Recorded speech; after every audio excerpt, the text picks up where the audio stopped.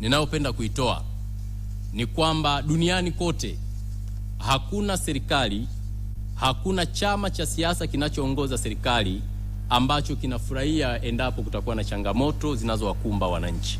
Changamoto hii ni ya kidunia, dunia nzima imeathirika na changamoto hii ya mafuta.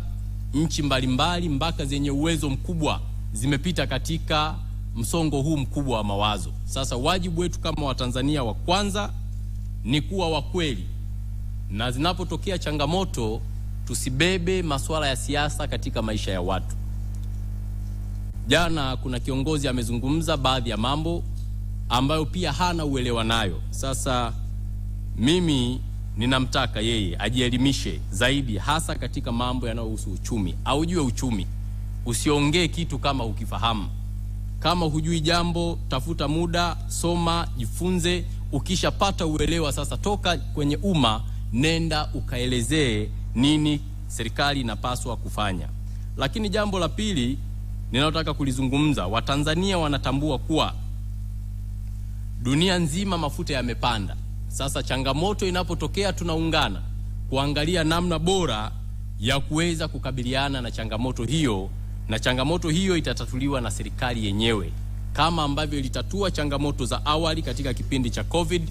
Wakati wa vita ya Urusi na Ukraine, ruzuku ilitolewa, na wakati huu tunaamini serikali itakwenda kuchukua hatua madhubuti za kuweza kusaidia. Baadhi wanasema tozo zipunguzwe, tozo zifutwe, zisiwepo. Nchi yoyote duniani inaendeshwa kwa kodi.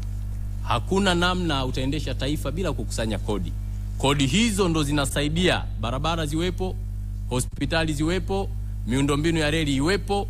Kwa hiyo sisi tunachoshauri kama serikali ni kuangalia katika kipindi kifupi ni baadhi ya kodi zipi labda inaweza ikazipunguza, lakini wakati huo kutafuta solution ya kudumu kuweza kutatua changamoto hizi. Lakini huwezi ukasema unaufuta ushuru kabisa, hapo ni kuwalaghai wa Tanzania. Hilo jambo hakuna nchi imewahi kufanya duniani, lakini kwa kuwa viongozi na wanasiasa wanataka political mileage, basi yuko radhi adanganye, yuko radhi aongee uongo, yuko radhi apotoshe, ili mradi lengo lake liweze kutimia. Hivyo mimi ni muombe sana ndugu yangu na rafiki yangu sana Heche, amtumie zaidi mwenezi wake, ana maarifa makubwa yule binti Rupia, na ndiye msemaji wa chama kile. Atoke akaseme, sio yeye kusema kila wakati kama kiongozi mkuu wa chama chao. Nadhani wana mtu ambaye ana uwezo wa kufanya na ndilo jukumu lake, basi aende akatekeleze hilo jukumu.